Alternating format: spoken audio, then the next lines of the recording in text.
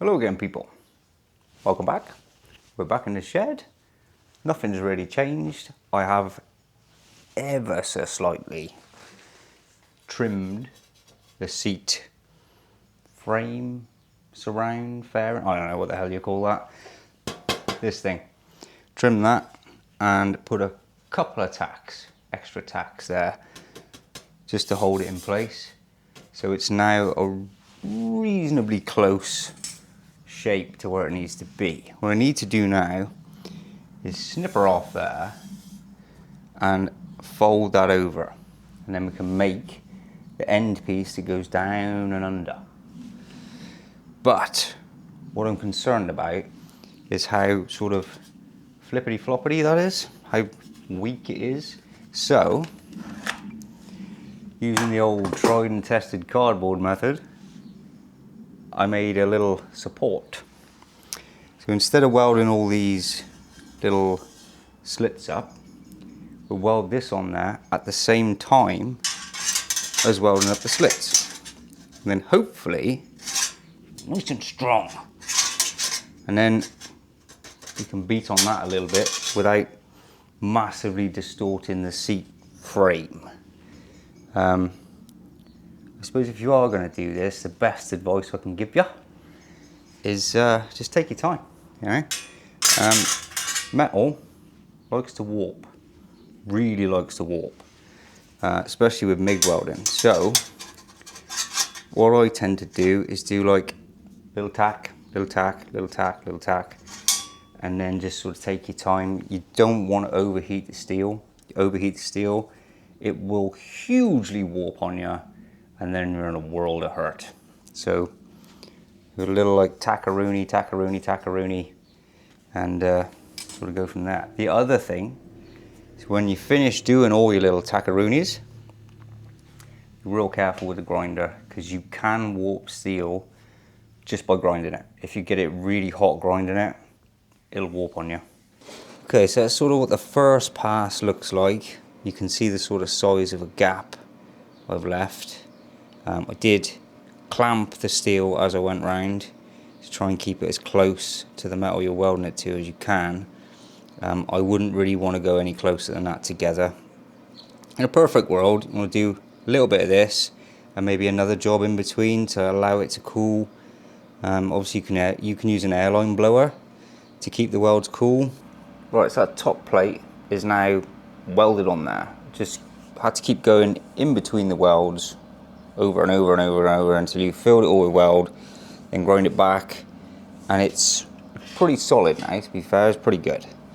So I've snipped this end off and I've left a tiny little sliver just after the line, and I'm gonna try and bend that over with the old molars, which is it's a little bit irritating, but if we can tweak that over all the way around, then I can weld a plate to the back of it and it'll be pretty much complete. Problem is the tyre is in my way, which isn't helping. I'm gonna have to get the wheels off.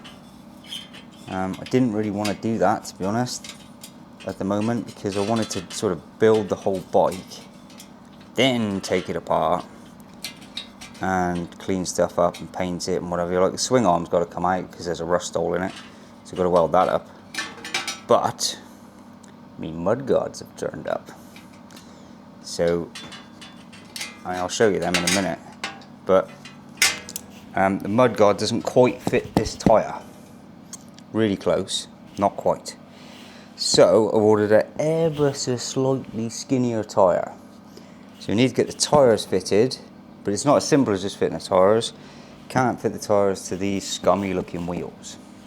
So you need to get the tyres off, get the wheels sandblasted, then I can paint them, then we can put the new booties on there, and you can go back on the bike. Then we can figure out where our mudguard's going to go.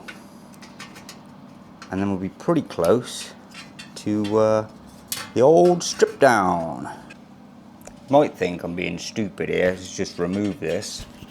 and then the tyre won't be in my way. But I have welded it to the bike. Just a little weld. I don't really want to cut the weld off because I'll have to re-weld it and I can't bother. Right, so I made a plate, tacked it on there. Just need to seam weld it. Because this edge had obviously been beaten over, it does make this hugely stronger, so you don't have to be quite as concerned about warping if you have a folded edge. Ideally, if you can fold both edges, that would be perfect. Hopefully, by doing this, it will give some people out there the idea that you don't have to be fantastic at metalwork. I'm not fantastic at metalwork. I've just sort of learnt some basic ways, if you like, of getting a reasonable outcome. It's probably the best way to put it. This is going to want a skimmer filler.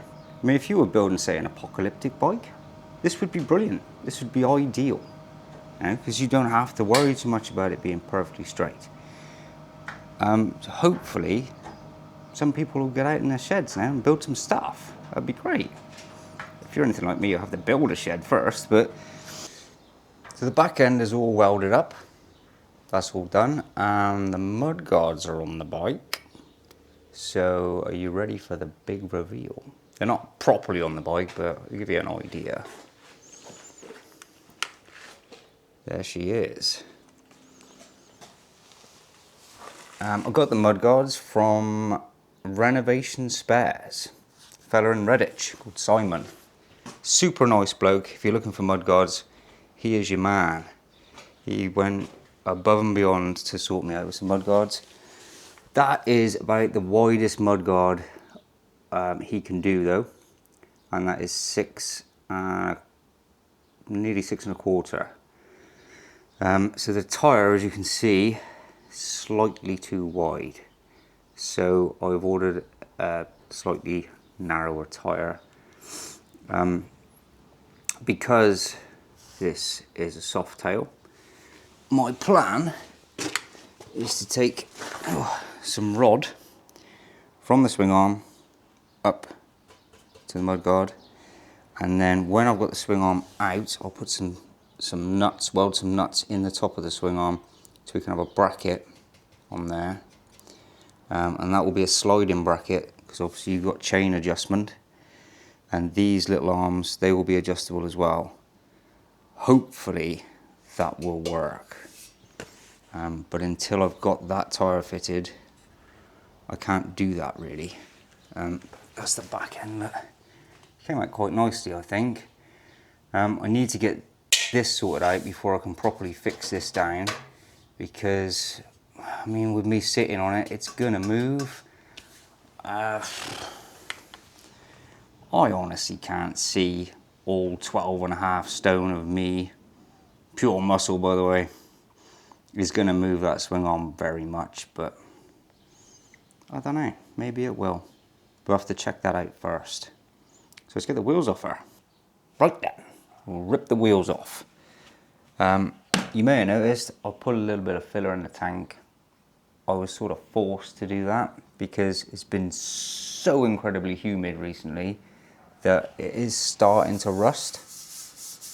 It's my own fault for leaving it in bare metal, to be fair. Bare metal, you shouldn't really be touching it with your hands because there's moisture on your hands and it makes it go rusty. But there was so many layers of paint on it, I sort of had to take it down to bare metal because you don't know what paint it is and you might get a reaction when you try and paint it. So need to get that put in some acid etch primer, same as the wheels really, so I'll do it at the same time hopefully. The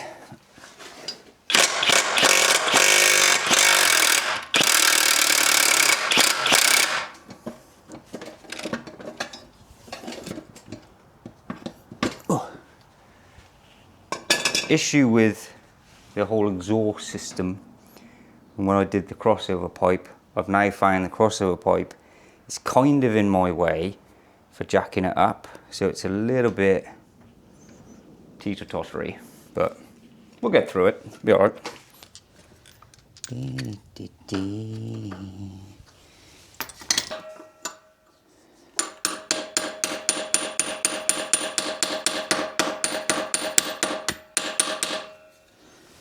It's not happening.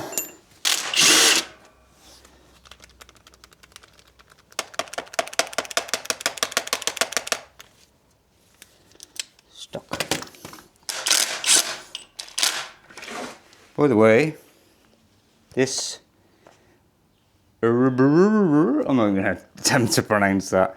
Excellent things. At work, I've got a Milwaukee gun and really happy with it, but it's a lot of money. Hell of a lot of money. These aren't a lot of money, but like, I've got a drill and I've had the drill, God, I don't know, like 2 years. I built this entire garage with it. Still just as good as when I bought it. Excellent. I can't tell you, man. They're just really, really good.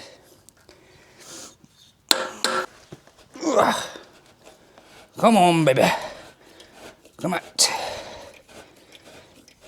I have a horrible feeling this might cause the bike to tip up and we'll be in a world of problems. Come on.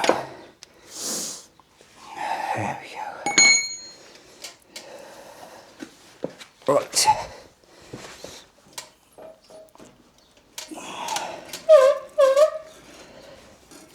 Ooh.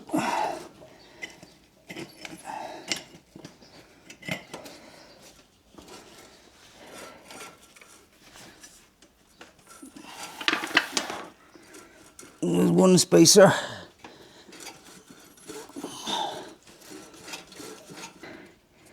think my issue is that brake lever is seized. I can't get it off.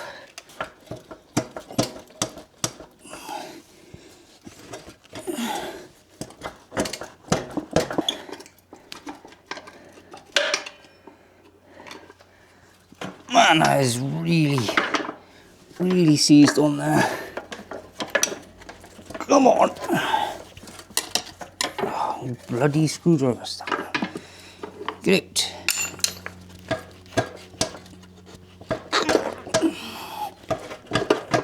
I think I'm winning very slowly. Well, I thought it was. Come on. Get off.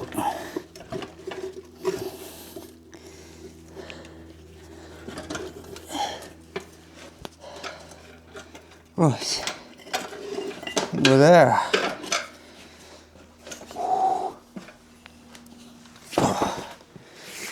Yeah, that's that little arm stops the drum from spinning. Properly seized on there, but she's free now. We'll have to take that off, have a look in there, see what the shoes are like. I need to make a note of which side the big spacer was and which side the little spacer was. I am obviously going to replace the chain and sprockets, but at the moment I'm not, because we're not quite there yet. We're not at the righted stage. We'll bag everything up so I can't possibly lose anything, because I'm a bit of a loser.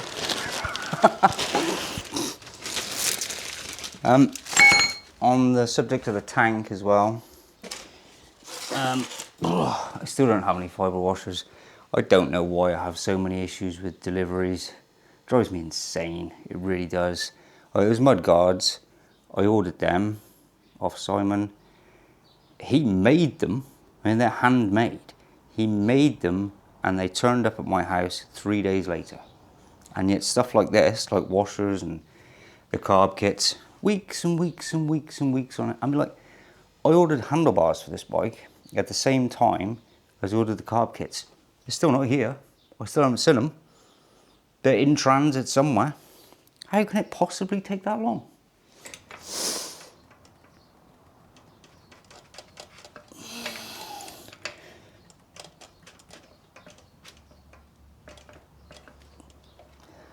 I think that'll do. I won't push my luck any more than that. Tyres, by the way.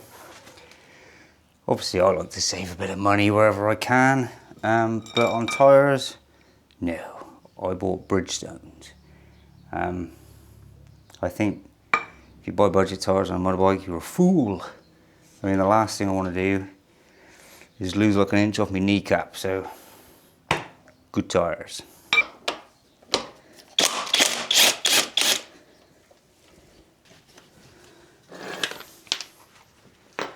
Now I will and have happily driven a car, budget tyres, don't care, but a bike, I suppose the consequences are a lot higher with a bike.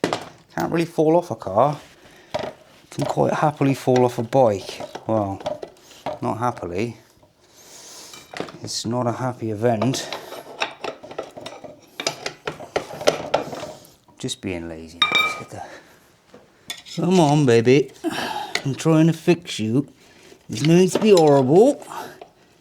Be nice. Let's just have like just one thing that's not completely seized. That would be nice. Just one. Can't ask for a lot. Well, more than one would be really nice, but just one to do.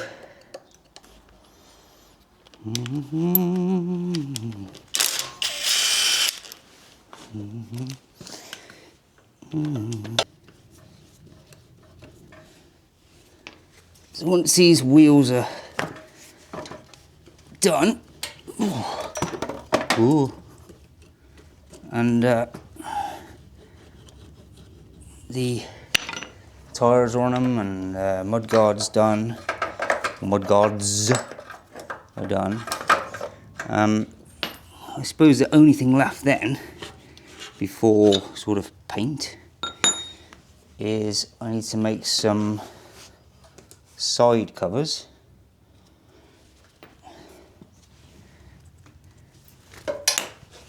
Because I'm not a huge fan of the plastic side covers. So these little side covers here, going to remake those out of steel, and need to make a new battery box, ideally. Well, I'm going to replace the bearings because I think you'd have to be a fool not to, given the amount of time it's been sat, and that's the state of them. The way I normally do this on a bike, you have two bearings, one on each outer, and then you have a sleeve in the centre.